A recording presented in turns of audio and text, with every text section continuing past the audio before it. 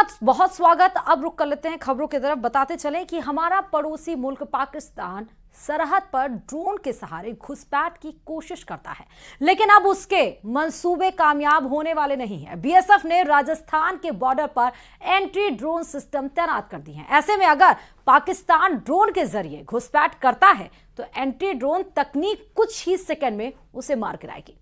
Report देखिए।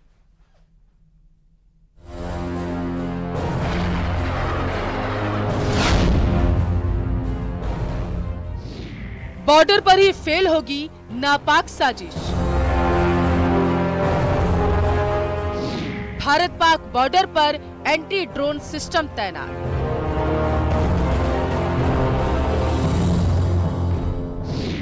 चौबीस घंटे सीमा पर एंटी ड्रोन सिस्टम का पहरा।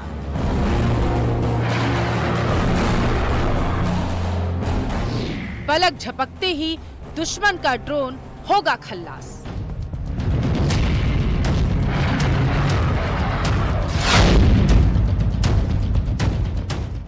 भारत पाक सीमा पर कड़ी सुरक्षा के बीच पाकिस्तान भारत में घुसपैठ के नए नए तरीके खोज लेता है। ड्रोन उसमें से एक है, लेकिन भारतीय सुरक्षा में लगी बीएसएफ अब और भी मजबूत हो गई। सरहद पार से भारत में ड्रग्स और हथियार सप्लाई करने वाला पड़ोसी मुल्क पाकिस्तान अब सतर्क हो जाए, क्योंकि बॉर्डर पर ही उसके मंसूबे फेल हो जाएंगे, क्योंकि राजस्थान में Pakistan border anti drone system से लैस कर दिया गया है। एंटी ड्रोन तकनीक किसी भी अज्ञात यूएवी पर 24 घंटे नजर रखेगा और उसे कुछ ही सेकंड के अंदर निस्तानाबूद कर देगा। इतना ही नहीं, सुरक्षा बलों को दुश्मन के ड्रोन के मूवमेंट के बारे में अलर्ट भी करेगा। उसी तरह से हम लोग भी जो थ्रेट है उसको असेस करते हैं। जो ड्रोन की रिकवरी होती है उसको एग्जामिन करते हैं, उसको एनालाइज करते हैं और किस तरह की तकनीक दुश्मन यूज कर रहा है उसी के हिसाब से हम जो अपना वेपन सिस्टम है वो उसको निर्धारित करते हैं। पाकिस्तान चीन के जरिए नई तकनीक से बनाए गए ड्रोन का इस्तेमाल तस्करी के लिए कर रहा। ऐसे में बढ़ती घुसपैठ को रोकने के लिए एंटी ड्रोन सिस्टम सीमा पर तैनात किया गया। इसके अलावा 3 अलग अलग कंपनियों ने एंटी ड्रोन टेक्नोलॉजी डिजाइन की, जिनका परीक्षण भारत पाक सीमा पर बेहद ही खास जगहों पर किया जा रहा है। जल्द ही डिजाइन में से एक को चुना जाएगा और भारत की पश्चिमी सीमा पर तैनात किया जाएगा। इस सिस्टम में हैंडहेल्ड, स्टैटिक और vehicle mounted anti drone system शामिल है। सीमा सुरक्षा बल के नॉर्थ सेक्टर के डीआईजी योगेंद्र सिंह राठौर की माने तो कई जगह पर एंटी ड्रोन सिस्टम लगा दिए गए और उन्हें डेवलप करने का काम भी किया जा रहा। सीमा पार से आने वाले ड्रोन से निपटने के लिए बीएसएफ वेपन का भी इस्तेमाल कर रही है। ड्रोन बहुत बड़ा थ्रेट है, इसमें कोई डाउट नहीं है और उस ड्रोन के थ्रेट को जो उसके खिलाफ हम लोग कार्रवाई कर रहे हैं। एंटी ड्रोन सिस्टम हम डेवलप कर रहे हैं, कई जगह लगाए भी गए हैं और फिजिकल भी हम डोमिनेशन कर रहे हैं। पाकिस्तान के ज्यादातर स्मगलर ड्रोन का इस्तेमाल सीमा पार से ड्रग्स की सप्लाई के लिए करते हैं, जिन्हें हथियारों के जरिए मार गिराया जाता था। लेकिन अब एंटी ड्रोन सिस्टम के सहारे उनके मंसूबे पूरे होने से पहले फेल किए जा सकेंगे। आंकड़ों पर गौर करें। पश्चिमी सीमा पर 1 नवंबर 2022 से 31 अक्टूबर 2023 के बीच में 90 ड्रोन बरामद हुए, जिनमें से 81 पंजाब और 9 राजस्थान की सीमा से। बीएसएफ के मुताबिक पश्चिमी सीमा पर फील्ड यूनिट्स ने जिन ड्रोन को बरामद किया उनका एनालिसिस करने के लिए दिल्ली के तिगरी कैंप में ड्रोन फॉरेंसिक लैब बनाई गई, जिससे मिलने वाले रिजल्ट को संबंधित विभागों और अधिकारियों को शेयर किया जा रहा है। सरहद के चप्पे चप्पे पर सुरक्षा बल प्रहरी बने हैं, जिसके चलते देश अमन चैन से रहता है। लेकिन एंटी ड्रोन तकनीक के आने से सीमा सुरक्षा बलों को और मजबूती मिलेगी, इसमें कोई दो राय नहीं। जैसलमेर से न्यूज़ 18 राजस्थान के लिए सामल दान रत्नू की रिपोर्ट।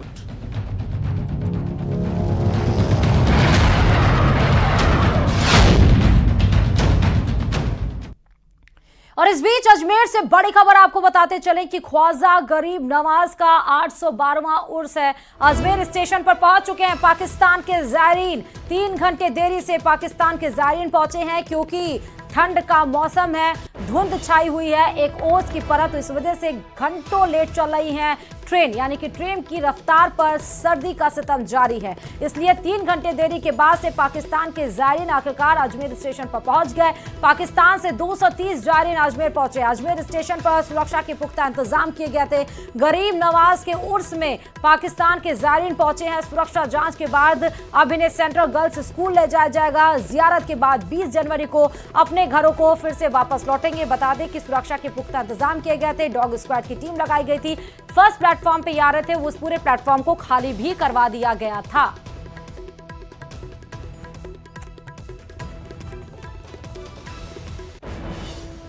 और वहीं चंबा की 4 साल की एक बच्ची ने अपनी मौत के बाद 2 लोगों की जान बचा ली। मासूम बच्ची खेलते वक्त छत से गिर गई थी, जिसे तमाम कोशिशों के बाद भी नहीं बचाया जा सका। मगर बेटी की मौत के बाद पिता ने जो फैसला लिया, उससे एक नहीं बल्कि 2 लोगों को उनकी जिंदगी वापस मिल गई है। रिपोर्ट देखिए। अमर हो गई चंबा की 4 साल की साक्षी। बच्ची के देहदान से बची 2 लोगों की जान। खेलते वक्त छत से गिर गई थी मासूम साक्षी।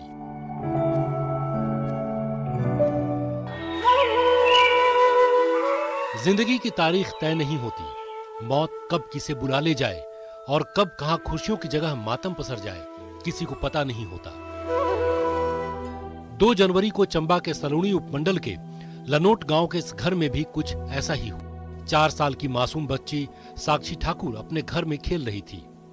उसकी तोतली आवाज और खेल की खुशी से पूरा घर चहक रहा था। तभी अचानक साक्षी की चीख सुनाई दी और फिर देखते देखते सब कुछ बदल गया।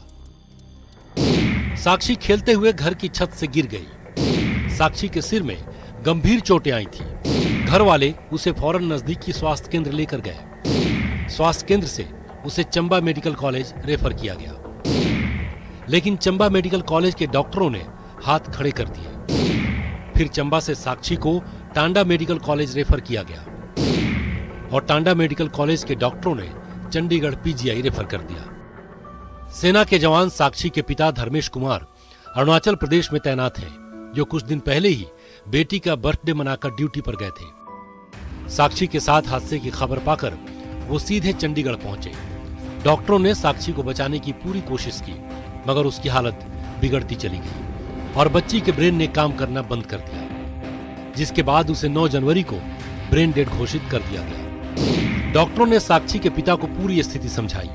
बताया कि साक्षी का ब्रेन काम नहीं कर रहा, लेकिन उसके बाकी अंग अभी काम कर रहे हैं। हम साक्षी का अंगदान कर कुछ लोगों की जिंदगी बचा सकते हैं। तब पीजीआई में भर्ती 2 मरीज जिंदगी और मौत से जूझ रहे थे। दोनों मरीजों को किडनी की सख्त जरूरत थी। साक्षी की किडनी से दोनों की जान बच सकती थी। साक्षी के पिता धर्मेश कुमार ने डॉक्टरों की सलाह मानी और मासूम साक्षी का अंगदान कर दोनों की जिंदगी बचा ली। इस तरह फौजी पिता की बेटी साक्षी ने मौत के बाद 2 लोगों को नई जिंदगी दी, जिसका पता चलने पर नेता प्रतिपक्ष जयराम ठाकुर ने सोशल मीडिया पर लिखा,